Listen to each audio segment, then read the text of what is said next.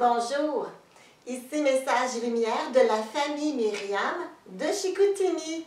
Mais aujourd'hui, j'ai amené Guy Hamel, un de nos grands amis à nous qui chemine dans le relais, dans nos membres affiliés. Alors aujourd'hui, je te propose quelque chose.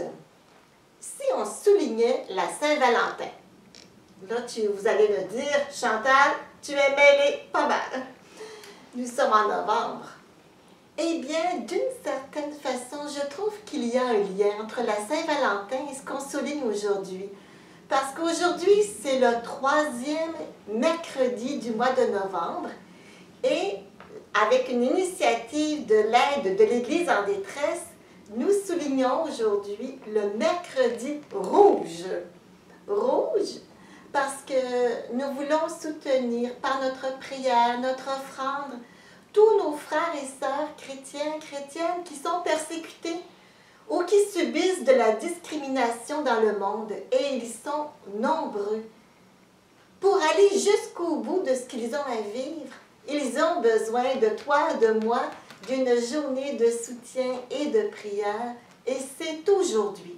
Tu sais qu'il y en a environ 330 millions de nos frères et de nos sœurs qui souffrent par amour pour Jésus. Certains même doivent verser leur sang, d'où vient le mot probablement mercredi rouge. Et moi, ça me faisait penser un peu à la Saint-Valentin, dans le sens précis que Jésus a déjà dit, il n'y a pas de plus grand amour que de donner sa vie pour ses amis. Il y a un autre verset d'un psaume qui me touche toujours beaucoup.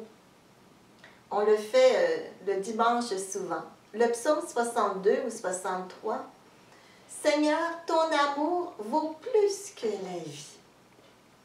Nos frères et nos sœurs, parce qu'ils vivent par leur oui à suivre Jésus, nous redisent qu'il n'y a pas de plus grand amour que de donner sa vie pour ses amis.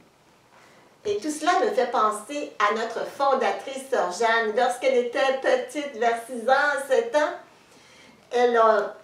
ils entendaient parler dans ce temps-là des martyrs du Mexique.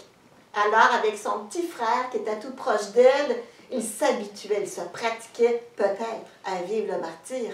Alors, ils allaient dans le champ, puis là, la petite Jeanne disait à Hervé, son frère, « Hervé, si les méchants arrivent et te disent, tu renies Jésus ou je te crève un œil, qu'est-ce que tu dirais? Crève. » Hervé disait à la petite Jeanne, « Jeanne, si les méchants arrivent et te disent, tu renies Jésus ou je te coupe la main, qu'est-ce que tu dis? Coupe. » Ce sont des jeux d'enfants, mais l'Esprit Saint était certainement là pour être en train de leur former un cœur qui veut suivre Jésus jusqu'au bout. Des martyrs, il y en a de toutes les sortes. Il y a le vrai martyr de sang, je dirais, mais il y a aussi, et peut-être que tu en vis un présentement, tous les petits et les moyens martyrs qu'on peut vivre dans une vie. Exemple, on est mal à l'aise, on est incompris dans notre famille parce qu'on est réputé pour prier tous les jours. Ou encore, des parents voient les enfants à une école, mais ils savent qu'ils sont en lutte parce qu'ils vont peut-être apprendre quelque chose qui est contre leur valeur de foi. Ou encore, peut-être dans ton emploi, tu y as de la pression pour que tu poses un geste qui est contraire aux valeurs de la vie ou aux valeurs de ta foi. Il y a toutes sortes de petits et de grands martyrs que nous pouvons vivre. Et à chaque fois, si on le vit appuyé sur Jésus, je dirais qu'on peut vivre la béatitude. Bienheureux ceux qui sont persécutés pour la justice. Le royaume des cieux est à eux. Il n'y a que l'Esprit consolateur qui peut nous le faire vivre. Dans ces petits martyrs, quand même, aujourd'hui on dînait avec Guy, et il nous a raconté un petit fait, tout petit, mais en même temps significatif, et c'est quelque chose que moi, toi, on peut vivre. Alors je demande à Guy de nous témoigner brièvement de ce qu'il a vécu, tout simplement. Alors, j'ai mis ma maison en vente il y a quelques semaines. Puis l'agent d'immeuble me dit qu'il serait préférable d'enlever les signes religieux qu'il y a sur les murs parce que c'est moins vendeur. Apparemment, de garder les signes, ça dénote une certaine... comment il me disait ça? Un peu comme si on n'avait pas mis la maison à jour, si elle n'était pas bien entretenue. Donc, elle est repartie et j'ai maintenu les signes religieux sur les murs. Donc, 20 jours plus tard, malgré les signes religieux sur les murs, la maison était vendue. Donc, il est toujours possible de garder nos signes et d'arriver à nos fins avec notre foi. Alors, je me disais, elle lui a quasiment dit qu'il n'était pas à jour lui-même.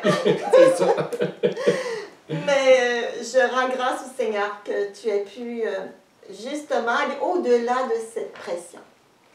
Je me disais aujourd'hui, qu'est-ce que le Seigneur peut bien vouloir me dire à moi, à toi, à nous, finalement?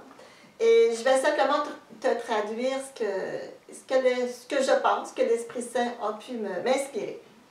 La première chose, c'est que je réalise de plus en plus pour chacun d'entre nous, pour qu'on puisse aller jusqu'au bout de notre appel personnel, on a besoin d'aide. Et je me suis dit, aujourd'hui, il y a quelqu'un qui subit une persécution, qui a besoin de toi pour aller jusqu'au bout, qui a besoin peut-être de moi pour ne pas lâcher, pour tenir le coup. On a un frère, une sœur qui nous tend la main dans la prière. C'est une journée de prière aujourd'hui. Prions. Je suis certaine que le Seigneur nous exaucera. Premièrement. Deuxièmement, je me suis mise à penser à la petite Thérèse et ce qu'elle avait dit un jour. C'est que elle, petite Thérèse, son rêve de jeunesse, c'était d'être martyr. Et elle disait, pour contenter ce que j'aimerais, il ne suffirait pas d'avoir une sorte de martyr. Je les aimerais tous. Je les voudrais tous. Je voudrais être avec Jésus, flagellé, crucifié, ou avec Saint Jean, être plongé dans l'huile bouillante, ou encore comme l'un ou l'autre qui a été martyrisé.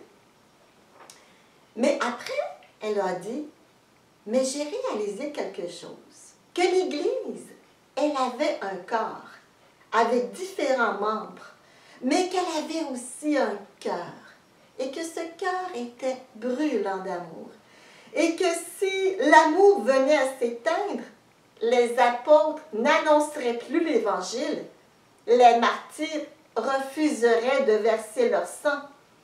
J'ai compris que l'amour renfermait toutes les vocations, que l'amour était tout, qu'il embrassait tous les martyrs, tous les temps et tous les lieux. L'amour. Aujourd'hui, faisons de ce mercredi rouge une vraie Saint-Valentin dans la foi.